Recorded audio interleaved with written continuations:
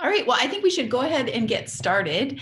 Again, thank you for being here. We have a really exciting program for you this evening, and we're looking forward to sharing it with you.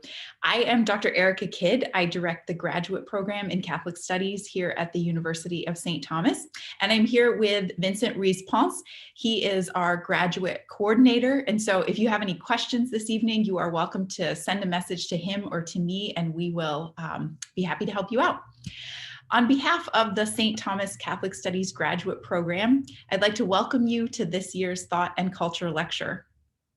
This lecture is an annual event reflecting the best of what we do here in Catholic Studies. Our undergraduate and graduate programs help students understand the impact of the Incarnation and also develop an integrating habit of mind. The title of this evening's event is "It's the End of the World as We Know It, and I Feel Fine, Catholics and the Apocalyptic Imagination." And I'm just going to confess, I didn't realize it was Earth Day when we chose to give this talk on this night, but there you go. So I hope it goes without saying, we don't mean for the title to be flippant. It's really a shout out to all you REM fans out there. We know these are difficult times, and I hope that tonight serves as a reminder that our Catholic tradition holds rich resources for helping us live lives of virtue and holiness as we meet the challenges of the day. We will begin this evening with our main speaker, Dr. Deavel, and we will follow with responses from our panelists, Dr. Jessica Hooten Wilson and Dr. Billy Junker. We also want to hear from all of you, and we are saving a good chunk of time at the end for your questions. So as we go through the evening, you should send your questions directly to me through the chat, and I will make sure to share those in a little bit. Now, it is my great pleasure to introduce our speaker this evening, my wonderful colleague here in Catholic Studies, Dr. Dave Deavel. Dr. Deavel is editor of Logos, a journal of Catholic thought and culture. He's co-director of the Terence J. Murphy Institute for Catholic Law, Thought, and Public Policy. And with Liz Kelly Stanchina, he's the host of Deep Down Things, a Catholic podcast about faith, culture, and everything in between, which if you have not listened to it yet, you definitely should. There's a great episode about Black Mirror and lots of episodes. Dr. Deavel has undergraduate degrees in English and philosophy from Calvin University and a doctorate in historical theology from Fordham. He's the winner of several awards, including the Acton Institute's Novak Award, and he is a former Lincoln Fellow at the Claremont Institute. Dr. Deavel's recent book, Solzhenitsyn and American Culture, The Russian Soul in the West, which was co-edited with Dr. Jessica Wilson, has received much praise and publicity since it was released last year. And Dr. Deavel publishes on Newman, Chesterton, and others. His articles have appeared in many, many academic and public journals, including the Catholic World Report, Chesterton Review, First Things, Minneapolis Star Tribune, National Review, Nova et Vetera, and the Wall Street Journal. Dr. Deavel is a senior contributor at the Imaginative Conservative, an associate editor for Vogelin View, and a contributing editor for Gilbert Magazine. He lives right here in St. Paul, Minneapolis, with his wife and their 7 children. And if all that weren't enough, Dr. Deavel is an outstanding teacher. He's offering a fall graduate course on this very topic, and it filled up almost immediately. So all that is to say, I think we're in for a real treat, and I'm delighted to turn things over to him. Dr. Deavel. All right, this is starting off really well. Thank you for that introduction, Dr. Kidd, and I didn't even forget to unmute myself. So I think this is going to be fantastic. In some ways, I wish that I had given this lecture after the course I'm teaching, because I think I'm looking forward to this course. For any of you who are taking it, I think it's going to be a lot of fun. We're going to read some great books. We're going to think about theology and literature and the imagination. But for now, we're going to think about things in a little bit broader way. So the end of the world as we know it, and I feel fine. The end of the world is always nigh, but it seems to be more nigh than usual of late. So wrote the journalist Ian Tuttle in 2014 in a review of several apocalyptic or post-apocalyptic novels that had appeared.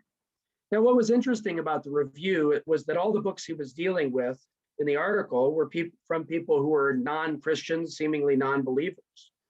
While Western society as a whole seems to have abandoned many of the specific beliefs of Christianity, one aspect of belief that still seems to hold sway over writers of books, television, and movies is that of a great crashing apocalypse, ending to our civilization, perhaps even ending of the world as a whole, to life on this earth.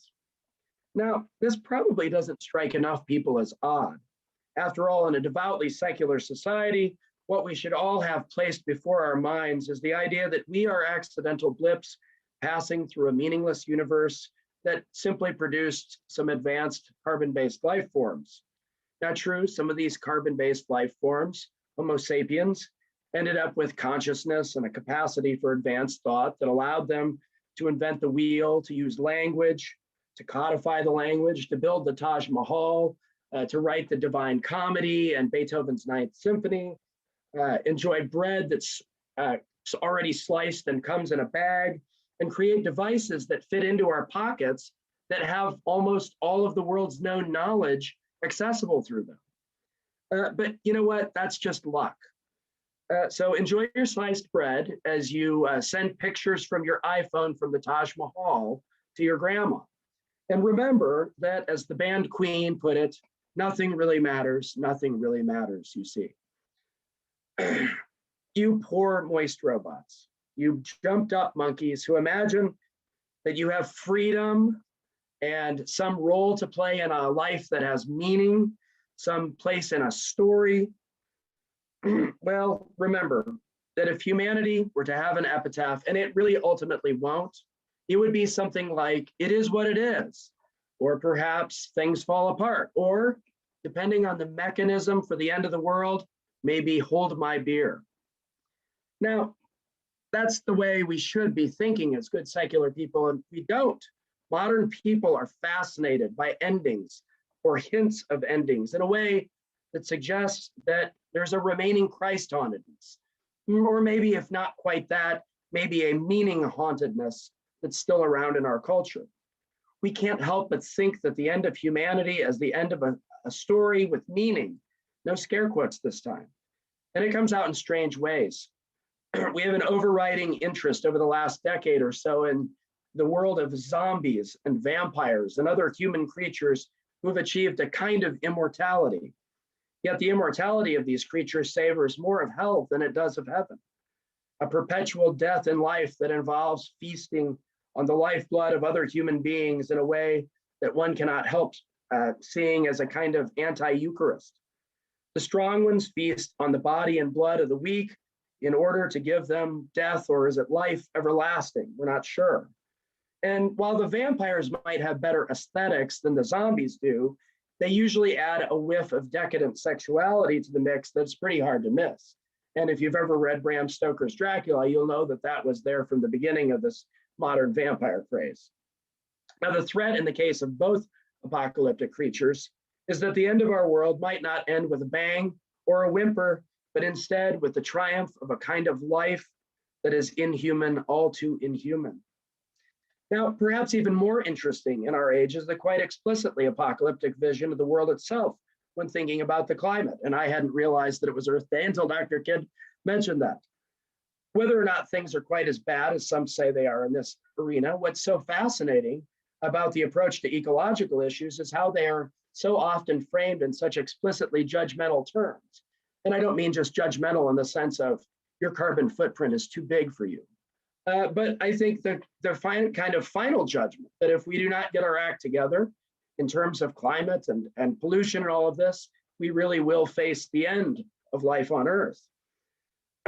Indeed, there's even a Wikipedia entry for climate apocalypse that notes the long tradition in the Western world of description and interpretation of such an event using the theology and images of Christian faith.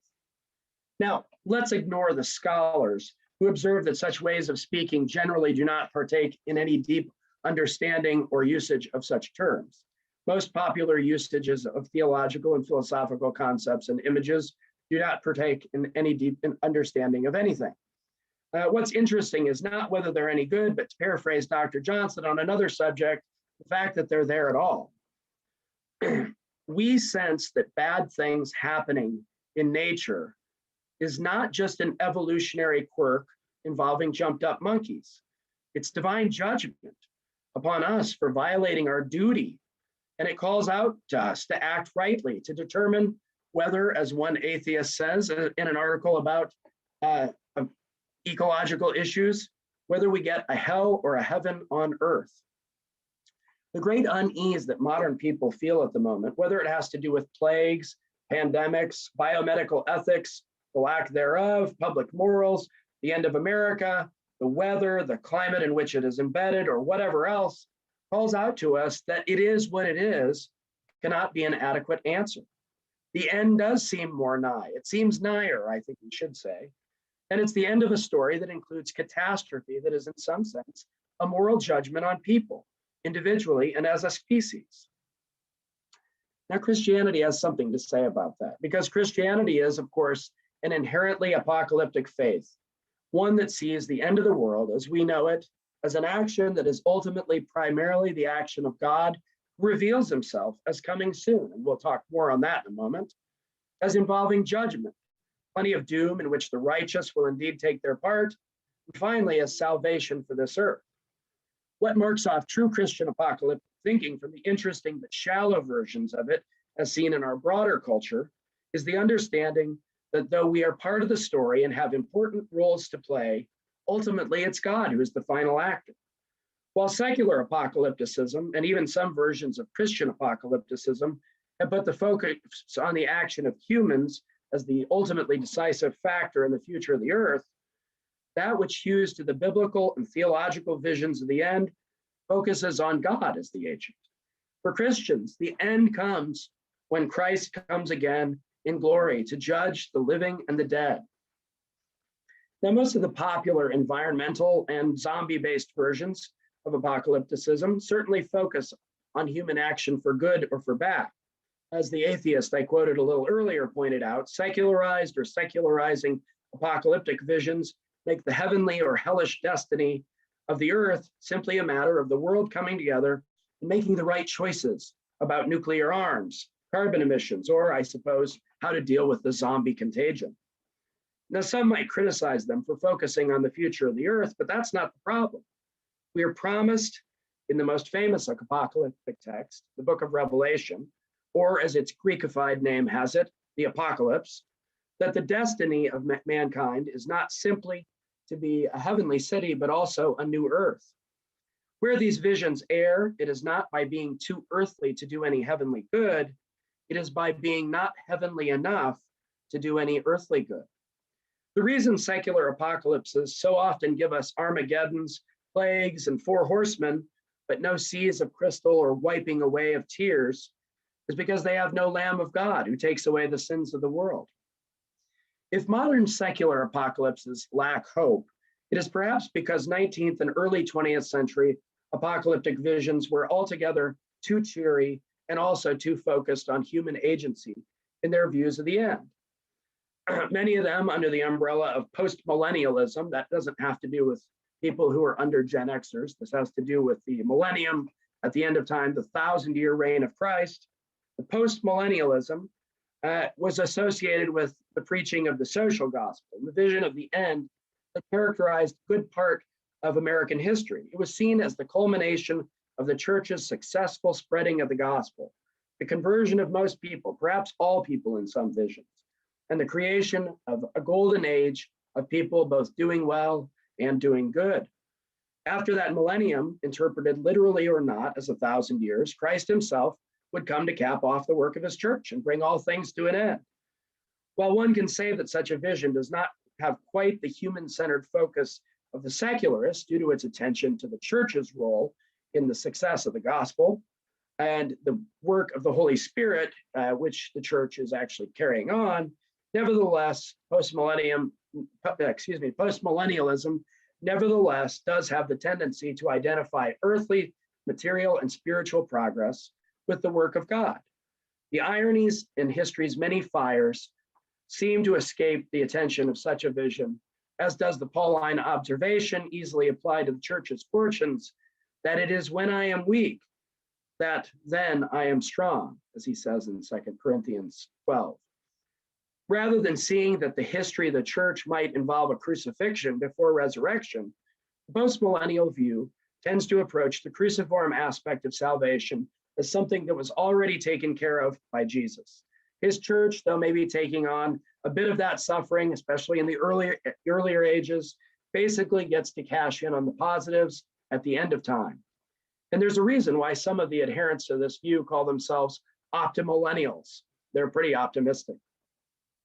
Now, among American Christians, one popular reaction to this rather sanguine view of the end took a different and more traditionary view of the millennium.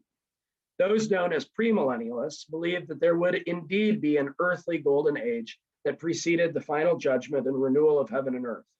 And I call it traditional because there's a strand of belief in the early church holding to this earthly reign, a strand that is held in different ways by both Justin Martyr and Irenaeus of Lyon. In modern times, this movement of premillennialism is split basically into two camps, one known as classic premillennialists and one known as dispensational. Classic premillennialists, a category that includes prominent historical figures such as Charles Spurgeon, as well as current figures such as John Piper and Albert Mohler, believe that Christians will face the time of tribulation spoken of by Jesus in Matthew 24, and that precedes the Son of Man coming on the clouds of heaven with power and glory, and is sending out of his angels to gather his elect from the four winds, from one end of the earth to the other. That gathering is a kind of rapture that will bring them into the air to meet the coming Christ and return with him to rule on the earth for 1,000 years. Now, though their vision is not exactly that of the Catholic Church, it's also not problematic in the same way that the other kind of premillennial vision is.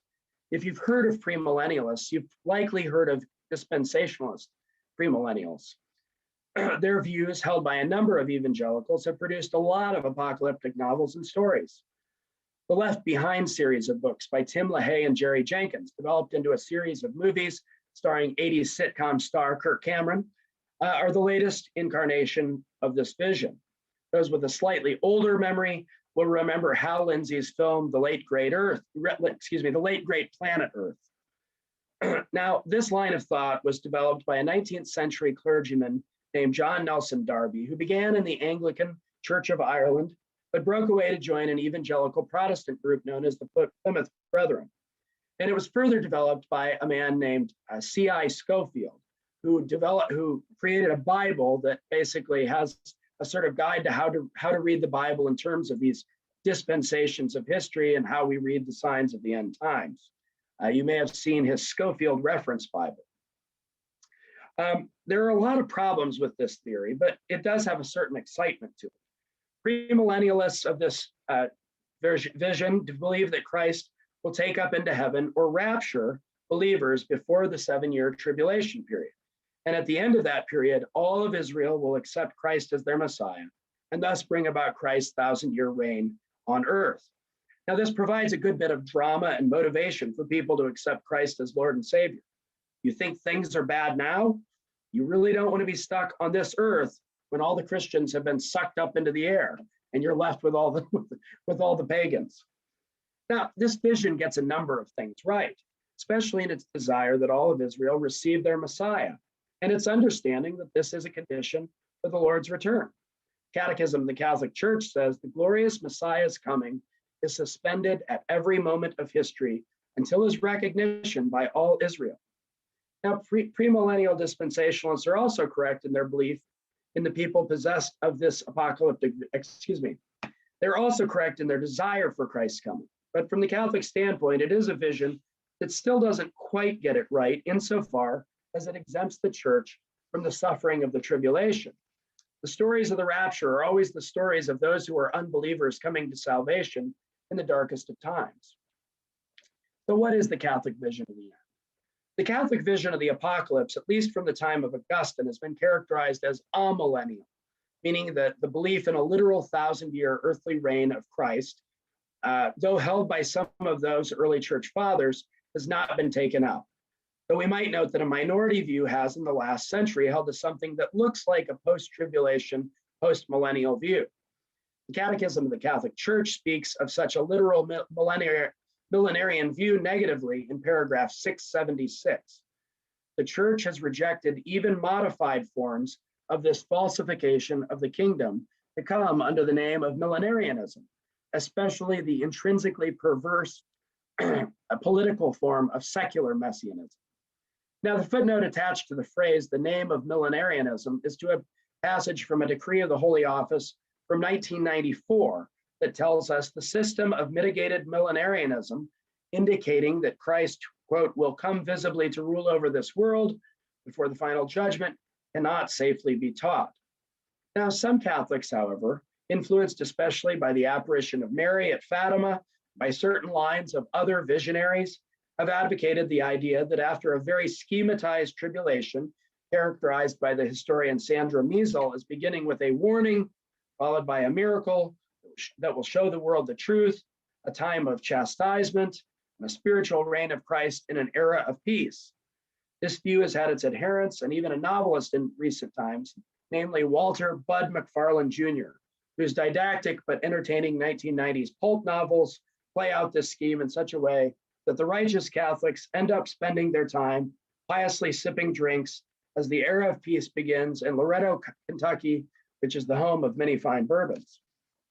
Now, no doubt there's much that is true in such a vision as well, but it has always struck me that such a vision of true believers heading toward an earthly time of triumph is not quite right. Enjoy your bourbon now and don't wait for the era of peace. Reading paragraph 677 of the Catechism, we find a very different vision of the end. The church will enter the glory of the kingdom only through this final Passover, when she will follow her Lord in his death and resurrection. The kingdom will be fulfilled then, not by a historic triumph of the church through a progressive ascendancy, but only by God's victory over the final unleashing of evil, which will cause his bride to come down from heaven. God's triumph over the revolt of evil will take the form of the last judgment after the final cosmic upheaval of this passing world. This vision of the end times is not one in which even the church of this world finally comes out on top. Instead, the church finds herself in the place of the Lord, fully, following him and only finding resurrection after death. Now, the best Catholic apocalyptic art of the modern world has always been that which understands that apocalypse means revelation. It shows that the process depicted leading to the final end is itself an unveiling of the lies that prop up the world in which we live right now. The apocalyptic imagination unveils what the power of Antichrist is in the here and now, and it also unveils how God's power is effective in the midst of the tragedy that is human sin, by unveiling the final end of human beings. Lord of the World, Robert Hugh Benson's 1907 novel about an English pope at the end of the world, does the first in a particularly splendid way. Set in the year 2000, and some of us remember when that seemed an impossible number, his tale is that of the humanitarianism proclaimed by 19th century figures such as Saint-Simon and Auguste Comte, writ large on a global scale, a world in which, as he says, social science was supreme and the social lessons of Christianity had been learned, quote, apart from a divine teacher, or rather, they said, in spite of him. Now, though Benson's guesses at what the world's politics would be like nearly a century after he wrote were perhaps not so prescient, what has survived and come true in many ways is his depiction of that global world of philosophical materialism and the belief that, quote, sensual enjoyment was the only certain good, while patriotism is considered a relic of barbarism, a world in which eugenics, euthanasia, and a humanitarian religion have become mandatory. It's also a world in which forgiveness is also considered immoral. Benson's novel, insofar as it saw many of the developments happening in the world, still has power to reveal to us the difficulties with our own humanitarian but increasingly inhuman age. And while the gates of hell do not prevail against the church, it is a story not of triumph, but of survival, even of the Pope himself, who is subject to, quote, times in which the darkness was so intolerable that even the solid objects of faith attenuated themselves to shadow, when half his nature, that is God's nature, as blind not only to Christ, but to God, when half his nature, that is the Pope's, as blind not only to Christ, but to God himself and the reality of his own existence, when his own awful dignity seemed as the insignia of a fool. This Pope, Pope Sylvester is his name, is carried on in his tasks by prayer and trust in the unseen Christ. The true revelation of Christ at the end is always prepared by the revelation of Christ in the consciences of those who believe in him and become conformed to his image by taking up their crosses after him. The Catholic apocalyptic tradition, I think the sort of the truer Catholic apocalyptic tradition, is fully aware of the horrors of life, but unlike the secular traditions, it sees that victory is assured even past the darkness. Unlike the post-millennial tradition, it locates Christ's saving work as finally done in the midst of failure and despair. Unlike the premillennial tradition, it asserts that Christ's coming in the flesh will not be until the final judgment, and only then will all things be made beautiful and peaceful. And unlike the pre-tribulation, premillennial tradition, it asserts that the church herself will not escape the final trials that will be given. Now, at its best, the Catholic tradition prepares us not simply for the final end of the world, but for the end of our own lives and the end of ways of life in which we have had comfort that, like the world itself, so often do pass before us, leaving us again to cling to Christ alone, the Savior in whom alone we trust. To live in a world of change is to live constantly at the end of the world as we know it, and to feel fine because Christ himself is always present to us, even in our darkest hour. Thank you. Thank you so much, Dave. That was great. You were taking me back very much to my Frank Peretti youth. And I remember coming home from school sometimes and my mom wouldn't be home. And I just would almost faint with panic that the rapture had happened and I had been left behind. And now what was I going to do? And was it really too late? Yeah. So I just love this insight that apocalypse means revelation and that it's meant to prepare us for our own end. I feel like often in the church I was raised in, there was a lot of, curiosity, wanting to figure out what was going to happen, but there was nothing about it that was particularly edifying or enlightening or, so anyway, lots to talk about there. Thank you so much. So our second panel respondent our first panel respondent is Dr. Jessica Hooten Wilson. I first got to know Dr. Wilson through Baylor connections during her years there as a graduate student. She was already doing really great work on Dostoevsky and Flannery O'Connor and a bunch of other authors. And she is that somewhat rare combination of impressive scholar and engaging teacher, which is why when I was trying to find someone to teach an online version of our Catholic Studies graduate class, The Catholic Novel, she was the very first person I called. And thankfully she said yes. And I was just trying to talk her into an encore performance. So we'll see if we can get that organized. But Dr. Wilson is currently the Louise Cohen Scholar in Residence at the University of Dallas. She's the author of Giving the Devil His Due, Flannery O'Connor and the Brothers Karamazov, as well as 2 books on Walker Percy. And as I mentioned, she and Dr. Deavel co-edited Solzhenitsyn and American Culture. She has received numerous fellowships, grants, and awards, and we are delighted to have her here with us this evening. So, Dr. Wilson. Thank you, Erica, and thank you for inviting me. This is so much fun. I love stories about the end of the world. And I think that Dr. Deavel did a great job setting up why. And it's funny, when you talk to people about the end of the world, it sounds so dark to most of them. And then you heard Dr. Deavel's performance of the apocalypse and how much fun it is to talk about when you really have your hope in Christ, because it is a comedy. It's a comedy. It's the different kind of story from the modern story, in which we don't know the place that we have in that story. We don't know how it's all going to turn out. And as Dr. Deavel said, it's full of Armageddon, but it doesn't have the resurrected Christ. When you know that the actual end of the story is the resurrected Christ, it's a comedy that you're always telling. And it's not a dystopia in which your dreams for this earth and how magnificent you wanted the utopia to be here are let down, because that's not the dream that we were meant to be a part of. That's not the story that we're in. We're in a story that is creation, fall, redemption, restoration, or Christmas, crucifixion, resurrection, consummation. Those are the stories that we're in. The apocalypse, the darkness, is going to be followed by a new earth. And even better way of talking about it sometimes is to think about it as a renewed earth. Now, I did know it was Earth Day, but I only found out today because Google always changes their image. And I thought, why is there a tree, Google?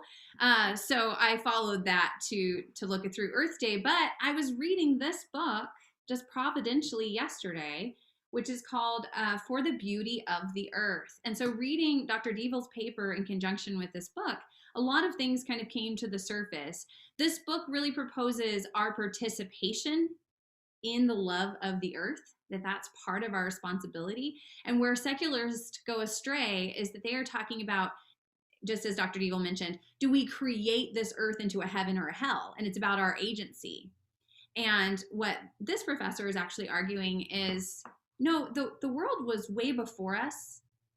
God created it way before us, before we joined this planet. And the story, even when he looks at Job and Job is asking questions about his suffering, what is the story that God tells? God doesn't talk just about Job. God is at the center of the story, and he talks about the waves and the creatures he made before Job, and how this is just a much bigger picture of things than just Job, the human person. The human being is not the center of the story. God is the center of the story. And that's why we get to behold creation. That's really our call, is to be beholders and learning to be beholders. In The Beauty of the Earth, he talks about one of the most misinterpreted verses in the Bible is 2 Peter 3:10-13.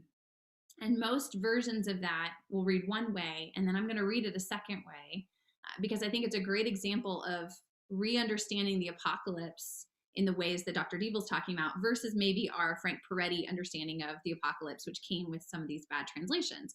So in 2 Peter 3:10-13, it reads, "But the day of the Lord will come like a thief, and then the heavens will pass away with a loud noise, and the elements will be dissolved by fire, and the earth and everything that is done on it will be destroyed." Well, the actual Greek word for dissolved is louthetai, which I don't know Greek, but this is all from this book. And it actually means will be loosed by fire. So the pure elements from the impure elements. So it's not that they're going to be destroyed, they're going to be pulled apart into what's good and what's evil. And that everything that is done on it will be disclosed. And the Greek word there is heuriskeion, from the word like where we get eureka. It will be disclosed, not destroyed. So you can see how a misinterpretation of that passage is going to change our understanding of the apocalypse. Rather than seeing fire as destructive, what God's pointing us towards is this renewal by fire, kind of like the T.S. Eliot, the ending of the Four Quartets. We will only live, only suspire, consumed by either fire, destructive, or fire that can be purifying and can be Pentecostal and can be purgatorial, that there could be a fire that comes that renews us and renews our place in this world. If I can give one example in the time we have, The Road is a great example of how we can form this kind of apocalyptic imagination that helps us to look beyond the destruction of things. In The Road, if you don't know the story, it's Cormac McCarthy's great novel. Most people probably know it. And so I'm not going to spend too much time on like the plot of the novel. I'm just going to point out some parts of it that are really apocalyptic and beautiful. In the novel, the world has been destroyed. It doesn't really show you how, because that's not the point. And you have a father and son, and they're not given names, again, because that's not the point. And they're on a road to a destination that's not disclosed, because that's not the point. The point is a pilgrimage, and it's a relationship between a father and son. And the point is, what do you do when it looks like the world has ended? And in their state, it actually has. It's described as nights dark beyond darkness, days more gray than each one was before, and like the onset of some cold glaucoma, dimming away the world. It is barren, silent, and godless, right? So they're living in what feels to be apocalyptic. And yet, as the Father observes, perhaps it's more of a revelation than a destruction. He thinks, perhaps in the world's destruction, it's possible now to see how it was made, oceans and mountains. Perhaps in looking through that darkness, we as readers get to contrast it with the world that is. And through an apocalyptic imagination, we get to return to our current place, less with the despair and more with the ability to behold what is here and what is beautiful. I think the book invites us to do that. It invites us to be the good guys, as the characters keep saying, and to carry the fire. It's the language they use to refer to, they don't really say, but truth, to love, to being itself. The Father says, keep a little fire burning, however small, however hidden. And the Father passes it to the Son and then asks the Son to keep going forward. And I think that's the invitation of the novel, is to keep carrying the fire. And that's what readers should be doing, is to carry the fire for us. The Father also adds a caution. He says, listen to me. When your dreams are of some world that never was or never will be, and you're happy, then you'll have given up. So you listen to that. When we're looking at this world that's despairing, to keep carrying the fire does not mean that we live in some dream time of a world that never was, this nostalgia that keeps us from living in the world that we're in, or some futuristic version in which we're seeing some utopia that never will be. But we live where we are, carrying the fire in this moment. That, again, to quote Eliot, would be the occupation of the saint, to look for the timeless within the moment of time that we are in. In conclusion, let me quote Walker Percy, who Erica mentioned I like to talk about all the time. Percy wrote tons of apocalyptic stories. That's what he was doing. Thanatos Syndrome, Love in the Ruins. They were very apocalyptic stories. And when he defended his reasons for it, he said, perhaps it is only through conjuring the catastrophe, that the destruction of all the Exxon signs, the sprouting of vines in the church pews, that the novelist then can make use of catastrophe, that his reader may come to herself. That's the goal at the end of the day for this apocalyptic imagination, not really to save the characters, but to save us as readers. Because if the end is going to come like a thief in the night, then how do we prepare? We need to have our eyes opened, disclosed to what seems hidden, and our wills aligned with the one who created. We need then to be witnesses ready for the apocalypse. Thanks. Great. Thank you so much, Jessica.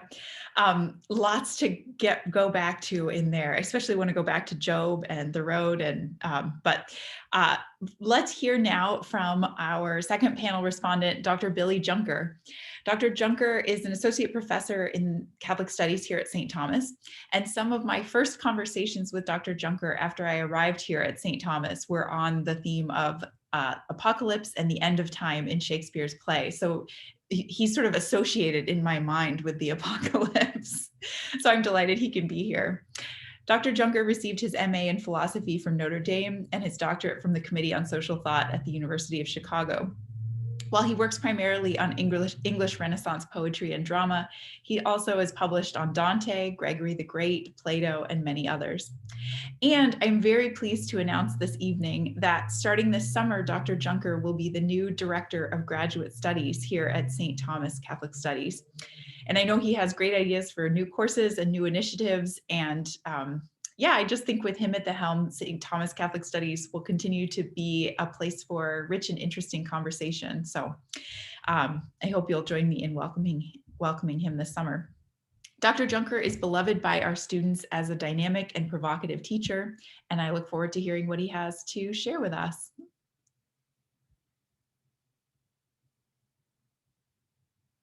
Wait, I think you're muted. Unmute myself. Thank you.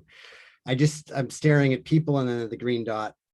So I'd like to thank, first of all, Dr. Deavel for this wonderful exploration of the modern apocalyptic imagination, Catholic and otherwise. And I'd like to thank Dr. Kidd for asking me to respond to it. Since receiving, I should sort of state that since receiving notice that I will be taking over as DGS, my mind has been on the apocalypse. And I've been saying the Marantha prayer daily in the hopes that the Lord will return me to himself prior to my time. I'm joking, okay. Although we should say the Marantha prayer. Now,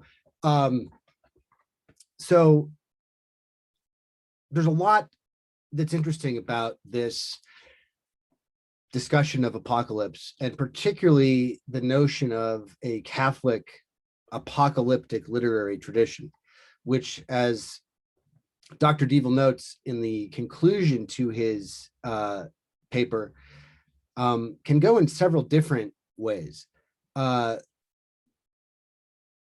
I'm of mixed mind about apocalyptic literature in general, and about post-biblical apocalyptic narrative, particularly coming from the Christian tradition.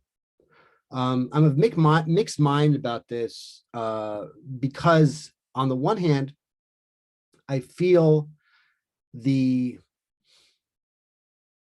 satisfaction that such literature often brings.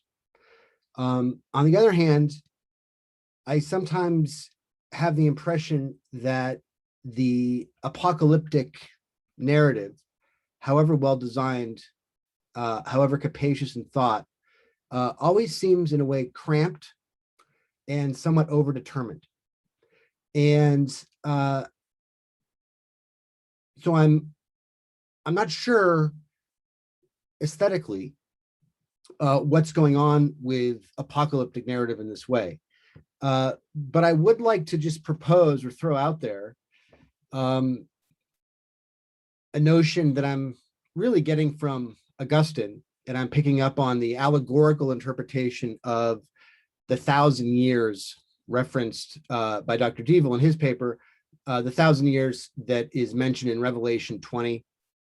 And of course, this 1,000 years is sort of the, for many apocalyptic traditions in the Protestant world, is a crucial number and passage for determining whether one is going to be a premillennialist, that is Christ coming before the 1,000 years, or a postmillennialist, is Christ coming after the 1,000 years.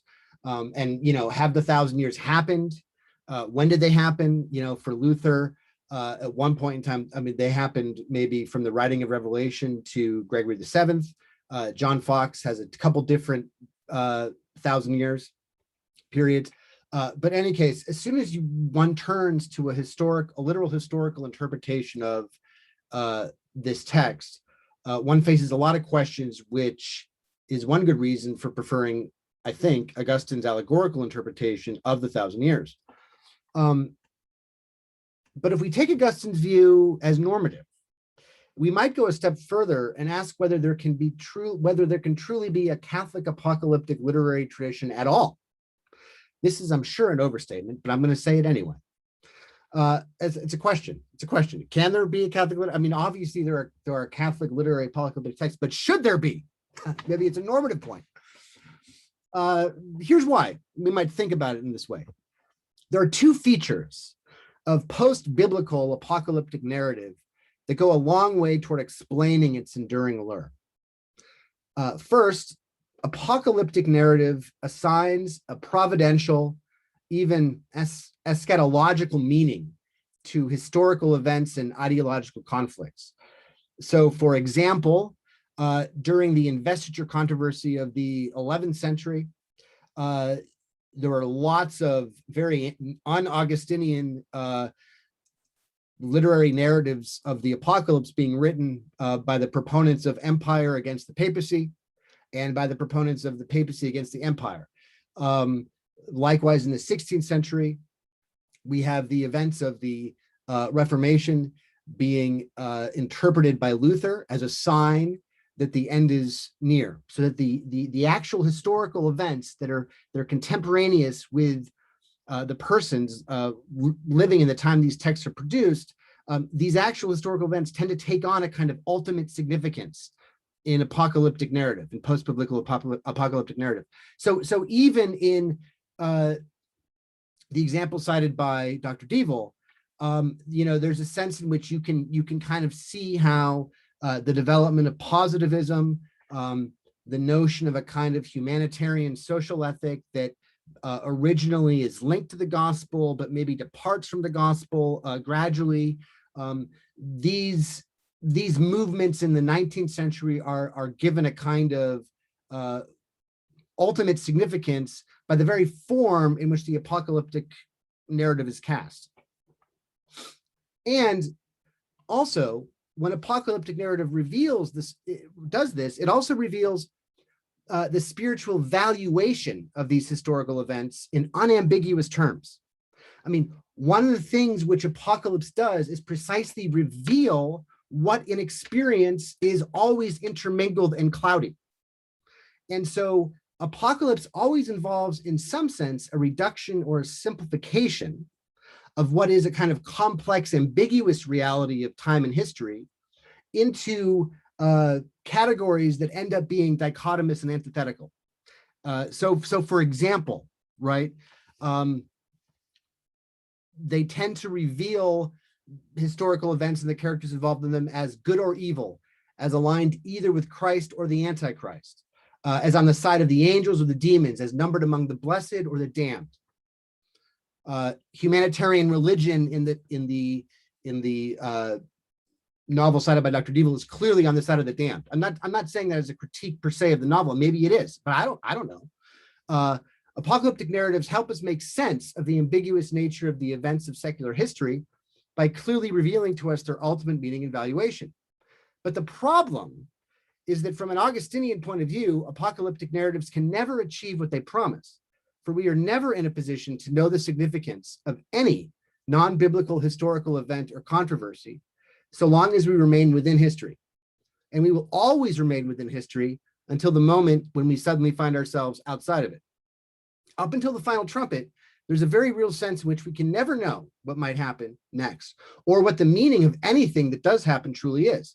And so to the extent that apocalyptic fiction depends upon like a real historical sense of the evils of the day as containing some kind of ultimate significance, to the extent that the fiction does that, it seems to me to be running into dangerous territory. Augustine's mature eschatological thinking places apocalyptic narratives in a kind of bind, it seems to me. For the more definite and earnest they are about their own apocalyptic projections, the less reliable they become as guides to the truth. This is evident in retrospect and goes some way in explaining the inevitably polemical quality of apocalyptic narratives. It's always there under the surface. But the more these narratives highlight the necessarily provisional, limited, and fallible nature of their historical projections, the less satisfying they become as narratives. I'm not sure myself whether this critique makes any sense at all, but I thought I would throw it out there anyway. I am myself undecided on this question, and so I'm just throwing it out there. Maybe I'd like to discuss this with Dr. Deavel later, but a really provocative paper again, and I'll stop there. Thank you. That's great. Thank you so much, Billy. I just want to make an announcement. When Billy takes over as DGS, he cancels Dave's apocalyptic literature class, you will know and understand why. You heard it here first.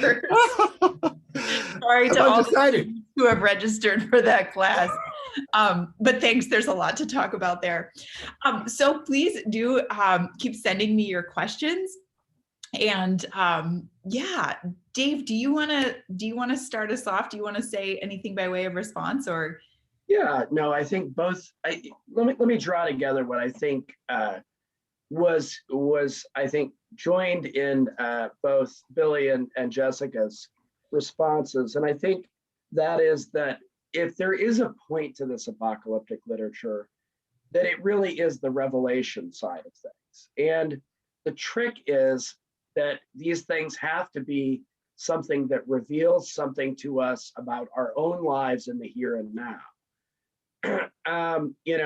Jessica's line about how, what is going to fail is if we are stuck in a fantasy of a world that never was or never will be.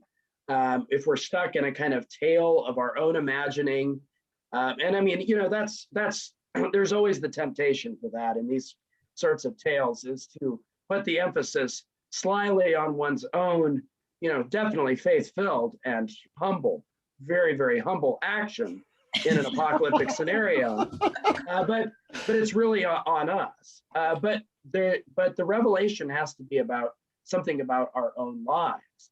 And I think that's what Billy was saying too, was that, maybe his problem with some of this literature is that, as he said there at the very end, that insofar as these things become more concrete and real, the less likely they are to be a good guide. I think that's part of the reason why when I talked about Robert Hugh Benson, for instance, I kind of wanted to punt on most of his predictions. Now, many people talk about Benson's predictions. He had all sorts of things that he got right, basically about air travel, the interstate highway system, all things like that. But the political side, is, I mean, it doesn't make a whole lot of sense. But I do think that those themes like humanitarianism, eugenics, these sort of general things, I think they are concrete enough, but they're also timeless aspects of human existence in a certain way, that we always tend to make a human idol of ourselves. We tend to fall back on eugenics, trying to make sure that we get the right people by making sure the wrong people don't breed or that the wrong people die. Euthanasia, that we get rid of the people who are dragging society back. I think those things are perennial parts of our existence. So I think that's why, and Dr. Junker stopped by before we talked, and he was asking the question of, how seriously do apocalyptic writers take themselves? And I think that's the right way of thinking about that, is that I'm not sure they take themselves utterly seriously about the details, but what they want to do is create a story that's moving enough, that touches on enough perennial issues in this imagined world that one can think for oneself what one might do in a situation in which either it is the end of the world, period, or it is the end of my world. And we know that the book of Revelation, is something that seems to have been accepted by the church. It was one of the latest accepted books in the canon, probably written by an academic, given how late it was. But it was, it was accepted very late, but in part because it actually gave comfort and strength to people who were followers of Christ and who were facing this sort of tribulation themselves. And it gave them a vision of what to look forward to. And that is namely the wiping away of tears. So I think that both of them emphasized the important part of this tradition, if tradition it is, insofar as it reveals to us what we should be doing and how we should view ourselves as not the prime actor, but God as the prime actor. So I'm really grateful for both of your responses. Yeah, one thing I'm taking from this is apocalypse means revelation, but the revelation can't be clunky or sort of, right. It can't be overly determined, right? Because then it sort of starts to crumble. And so I'm thinking back to Jessica's comments about Job and passing reference to Job. So that's not the end of the world, but it's the end of someone's world.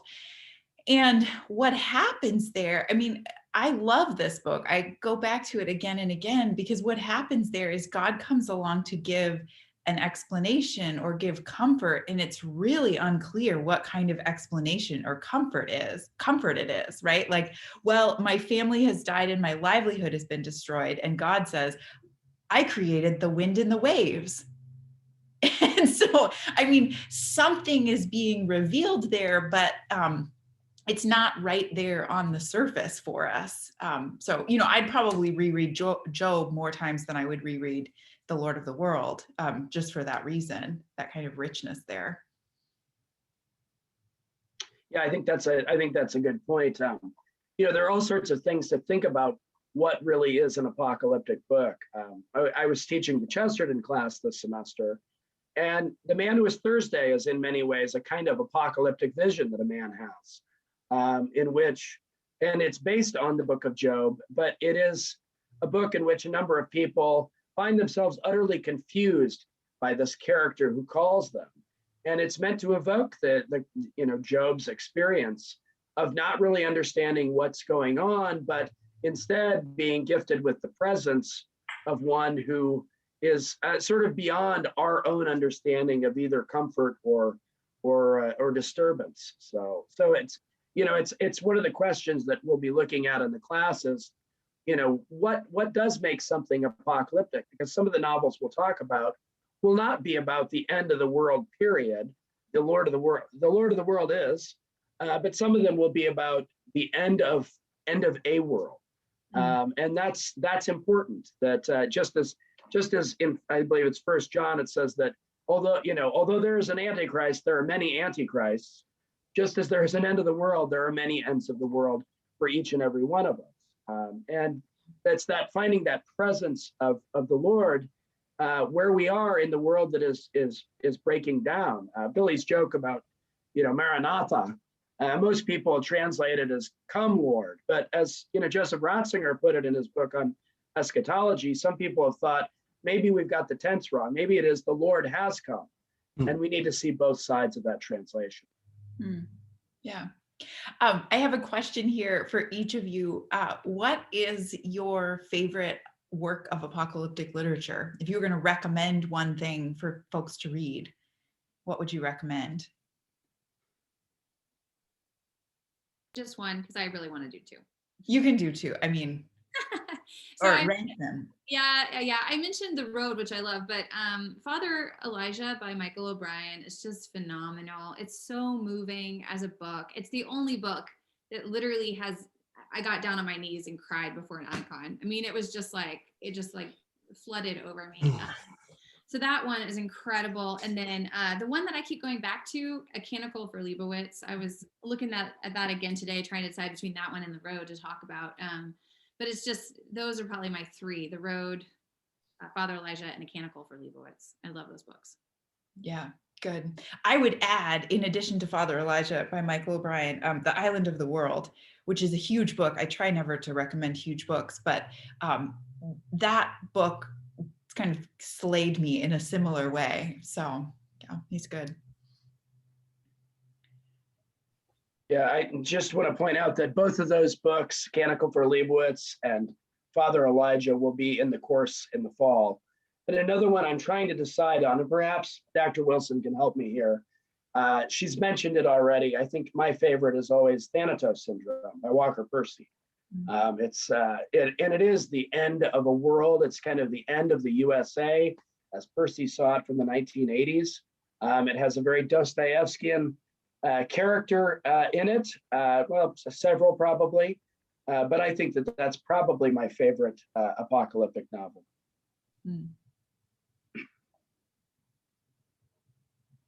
Billy, can you even answer this?